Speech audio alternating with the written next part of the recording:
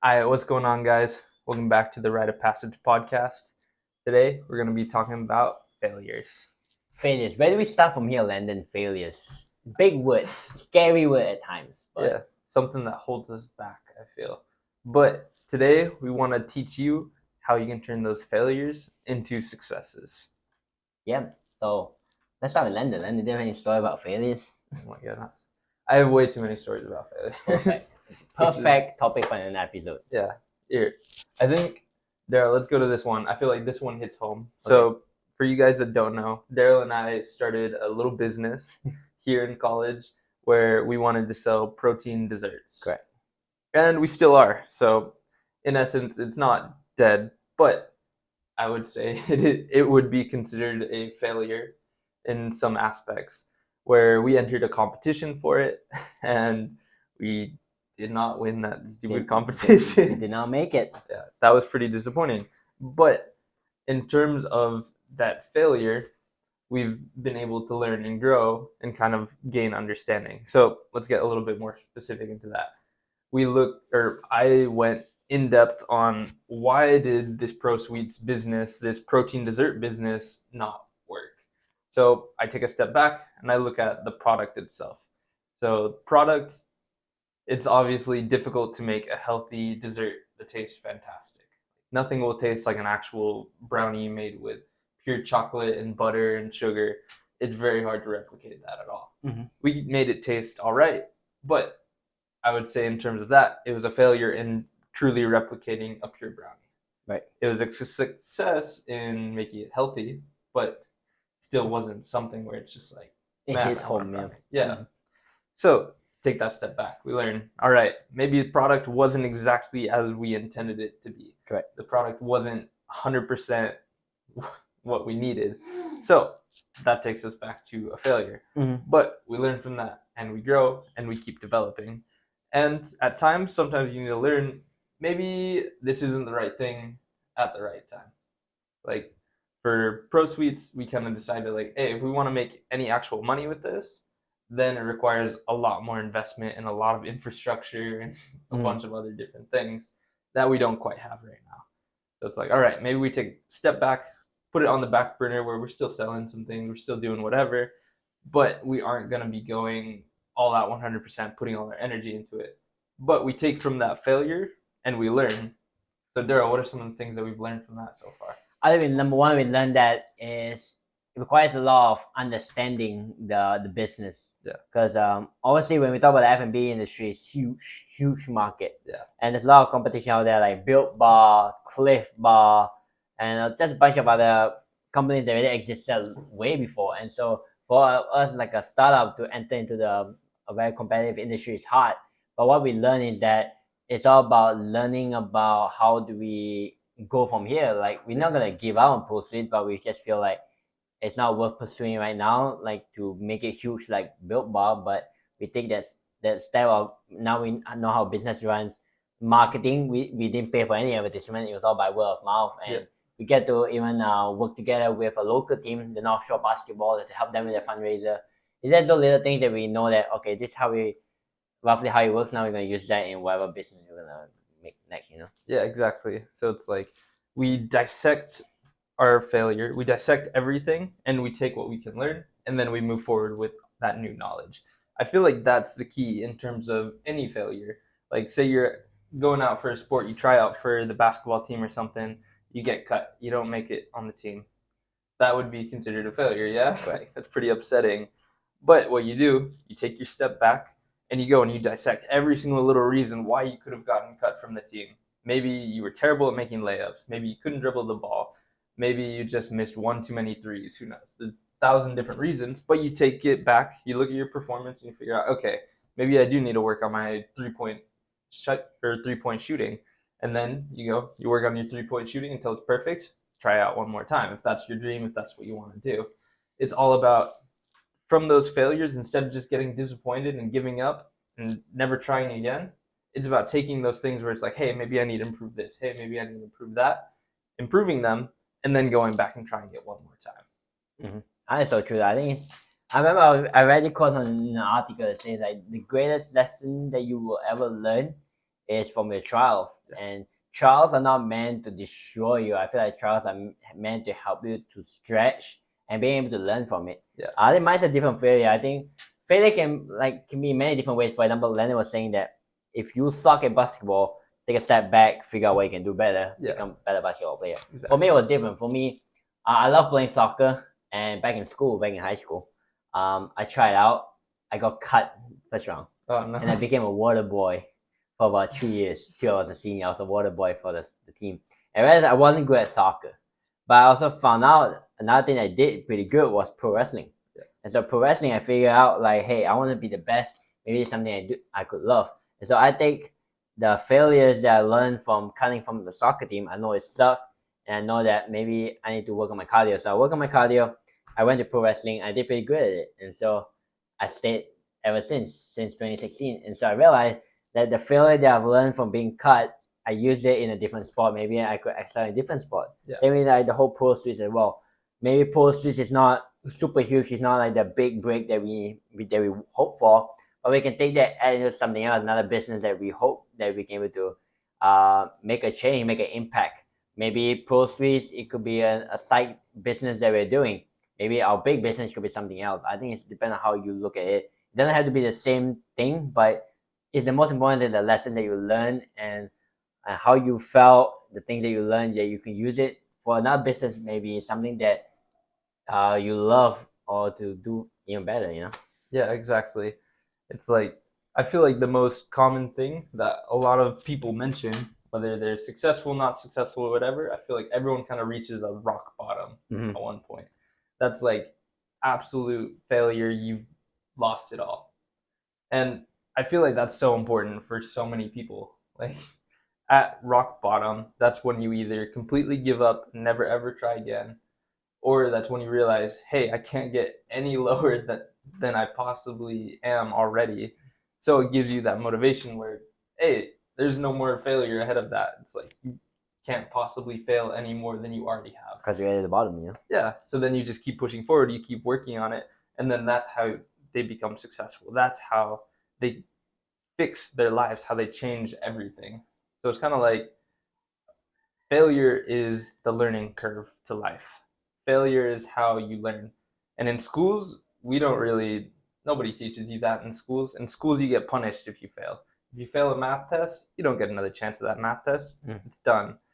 And hey, sometimes life may be like that. Sometimes you may lose an opportunity completely, but that doesn't mean that you can't take from that failure and then apply it and gain a new opportunity.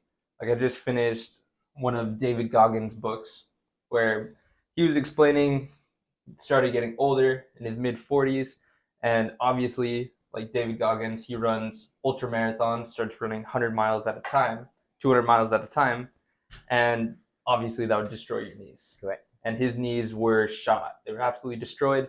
He had a surgery, and the doctor screwed up. Like the doctor wasn't prepared for it, totally destroyed his knee, and said basically you'll never be able to run again, and it'll be a miracle if you can ride a bike or whatever. If you know anything about David Goggins, he's not going to accept that. But in his book, he expressed the fact where he did accept, hey, maybe I'm not going to be able to run ever again because my knee is so screwed up right now. But maybe I can become the best cyclist ever. Maybe I can be the best long distance cyclist.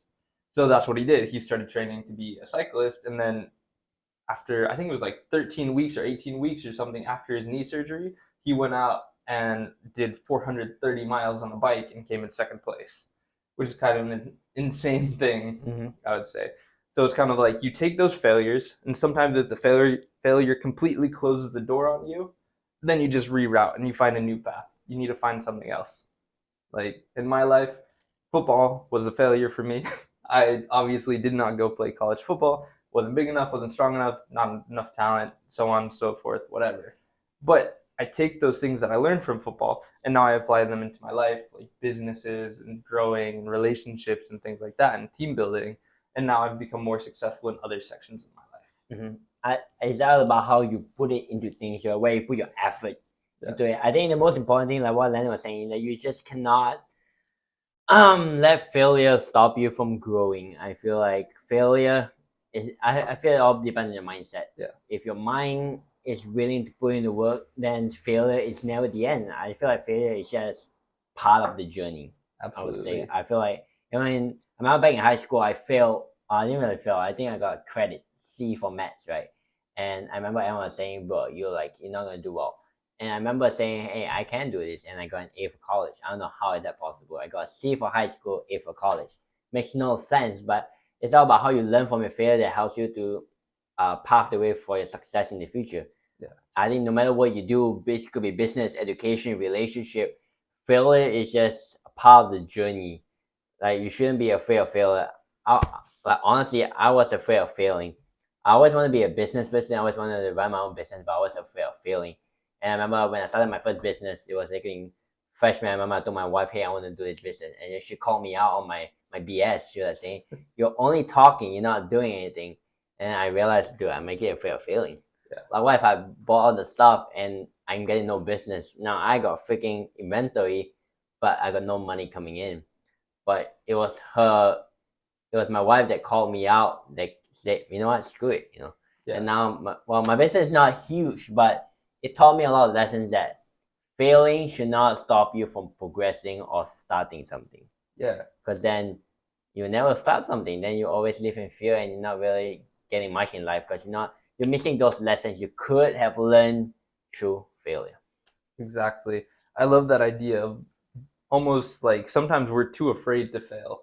True. Like as a little kid, my parents got me and my siblings some roller skates, so we were learning how to rollerblade around the town. And I remember I bragged to my dad. I'm like, "Dad, look, I haven't fallen yet. My little brother, he keeps falling over and over and over." And my dad turns to me and he laid down some wisdom on me. He said, "That means that you are never going to get better at roller skating. Like you will always be too afraid to fall that you're never going to push yourself to go faster. You're never going to push yourself to do more on those roller skates." That's why it's works. Yeah. Whereas my little brother, he kept falling, but he was no longer afraid to fall. And within weeks, he was way better than me at everything in terms of rollerblading and whatnot.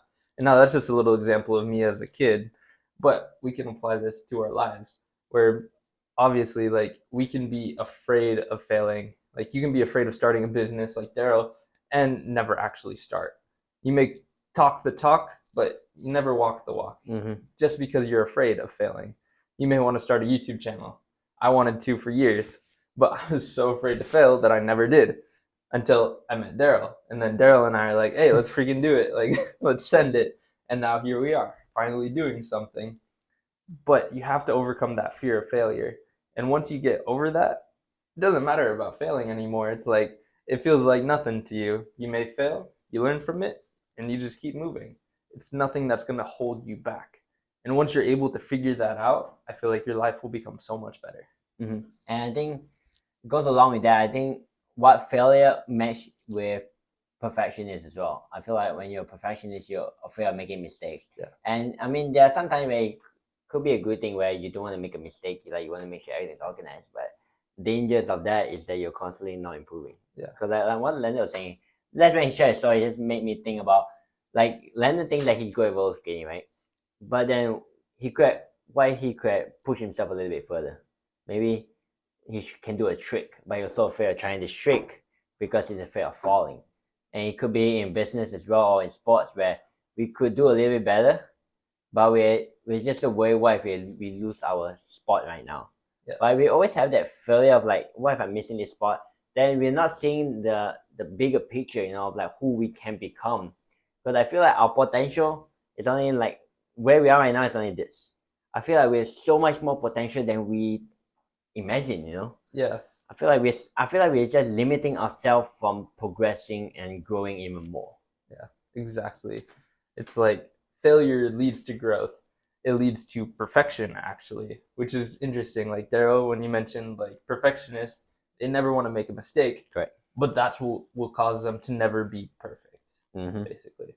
It's like if you think in terms of people that are blacksmiths, like when they're building a knife or a sword or something, they have an imperfect piece of steel that they keep having to throw into the fire, forge, throw into the oil, and then throw into the fire and repeat that process until all the imperfections in that metal are burnt away and basically cast off. We'll never be like that if we never push ourselves into that fire, the fire of failure per se, or the fire of a trial or something like that. Like you will never become perfect if you aren't doing that yourself. That's true. Yeah. I like one of my favorite people that I've learned about is Thomas Edison. Thomas Edison. Yeah. It's like he is the master of failure, I would say. I heard about him. Yeah. So took him 10,000 tries to make the light bulb. Just one light bulb. Yeah. And basically somebody asked him like, hey, why do you not give up? Like you basically screwed up 10,000 times. Like what kept pushing you?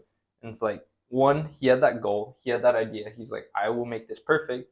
And then he didn't look at each time that that light bulb burnt out and fizzled out in front of him as a failure. He looked at it as, I found a new way of how a light bulb does not work. It wasn't, I failed to make a light bulb. It's, I found a new way that the light bulb doesn't work. So he took that failure, he learned from it. It's like, all right, that thing doesn't work. Throw it to the side. Let's figure out what would work. And then the next thing doesn't work. All right, let's throw it out. What's the next thing? He just keeps learning. It's like, okay, now I know 10,000 different ways not to build a light bulb, which is kind of an interesting way to think about it. Instead of I failed 10,000 times, it's I learned 10,000 times. I think the main picture of the whole story is your mindset. Yeah. Like, I feel like it's at times like we go through failure without putting our mind of wanting to learn. I feel like we just put our mind that, oh, we fail, we are a failure, I'm not gonna try again. Yeah. Like for Thomas Edison, because of his mindset of like, hey, this doesn't work, let me try a different way to make this light bulb work. He's constantly learning and he's helping people from not repeating his mistake. And so you're learning, he's learning, everybody's learning. I feel like when you put your mind into things, everything always works out in the end. Yeah. Like it could be whatever that you do in life, but I feel like if you put your mind into it with the mind of learning and growing, I feel like you don't have much time on the earth to even reach to your potential, because you're constantly learning and you're constantly trying to evolve, and sometimes it feels like time is too fast that you're not being able to grasp everything in, because you're constantly wanting to learn from your mistakes, turning your weaknesses into strengths. Yeah, exactly. It's like we all got to get a little bit of Rocky inside of us. Rocky. Where if you get hit down, if you get knocked down, you get back up. Mm-hmm. That's it. That's the only thing. Like if you follow those few words, you will live life to the fullest. You'll be able to turn your short life into something amazing and fantastic. That when you're old and dying, you won't look back and say, I regretted something. Mm-hmm. Just live your life, no regrets. Go all out, fail, learn from it, and become better. And you will become the man that you need to be. And that's not about being man. It's about taking risks. It's about working hard, learning, progressing, growing. And that slowly you then understand what it means to be a man, because man has to take the risks. It could be for your family, for yourself, or whatever that you stand for.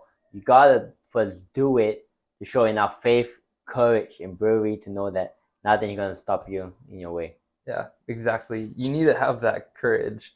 And I feel like this is something that I've started to implement personally into my life. It may not be the best advice ever, but for me, when I choose to do something, I do not make a plan B. So, in essence, that's true. I do not make an escape route for myself to just give up and fail. Because sometimes our failures are just us giving up on something. It's us not putting enough effort. Mm-hmm. And I feel like if you give yourself that plan B option, you give yourself that escape of like, oh, I put some effort into this and it's not quite working, so I'm just going to give up on that and then go to my plan B. And I feel like that's almost a failure. You're cheating yourself out of what you could have done. So for me now, no plan B. If I say I'm going to do this, I go all out. That is my only option, and I put all of my effort into it. So that way I know if it does fail, it wasn't because I lacked effort, that I lacked determination. Mm-hmm. Maybe I could have lacked knowledge, or I could have lacked something that I needed. But in essence, I can take that back. I can learn, okay, maybe I need to learn a little bit more about this. Maybe I need to figure out this subject a little bit better, and then I can go try again. And I know that I still have that determination, that energy, and now I also have the knowledge on top of that, and then I can overcome that obstacle. Mm-hmm. And I feel like that is one of the keys. Like, don't let yourself fail. Don't choose to fail, in essence. If you're going to fail, make it because some third thing that's out of your control, The outlier. made you fail. So, in essence, I guess it's all about pushing yourself to be the best. Don't give yourself the option to fail, but if you do fail because of something that's out of your control, learn from it, see if you can overcome it. And if it is something that's insurmountable, like, hey, your knee's totally destroyed and you'll never walk again, and there's absolutely no option for you, then maybe you learn to go ride a bike, like David Goggins. Mhm. And also, David Goggins actually did end up running. He figured it out. He was able to overcome that challenge entirely and started running ultramarathons again and became a smoke jumper where he literally jumped into fire, like wildfires in the forest out of a plane, which is insane with like a destroyed knee. And the age she is right now. Yeah. But yeah, basically, in essence, he shows that mentality of don't let yourself fail. And I love that. Mm-hmm. And I think the other thing, if I were to give anybody advice on like failure, I would say, quote James Arthur. If you know James Arthur, his latest album is "It All Makes Sense in the End," and so I believe that no matter what things that happen in your life, it could be trials, it could be failures, it will all make sense in the end when you look at it with the right mindset. Maybe this business was something that if it fails, maybe there's something you could have worked on better Yeah. in your future business, or go back to the business and figure out like what's something that is missing, and then you work out. I mean, everything always makes sense. We may not understand everything, but it makes sense in the end, in the long run, and that's something I'm a firm believer of. And so, you just gotta keep on working hard and just put your heart and mind into it. Nothing will stop you from succeeding, no matter what circumstances you are in. Like success can happen when you really put your heart and mind into it. Yeah, exactly. So, guys, we hope that you learned a little bit from us about how you can turn failures into successes. And we hope that you guys challenge yourselves and push yourselves to overcome any of those trials, any of those struggles, any of those fears, and that you become a better person eventually, that you become the best man that you can be in your life. And so we hope you will continue to stay along with us in our journey as we continue to share more things like how we can help you to be a better man, not just for you, but for me, for Landon as well. Yep. So this is Daryl. This is Landon. Signing off. Peace.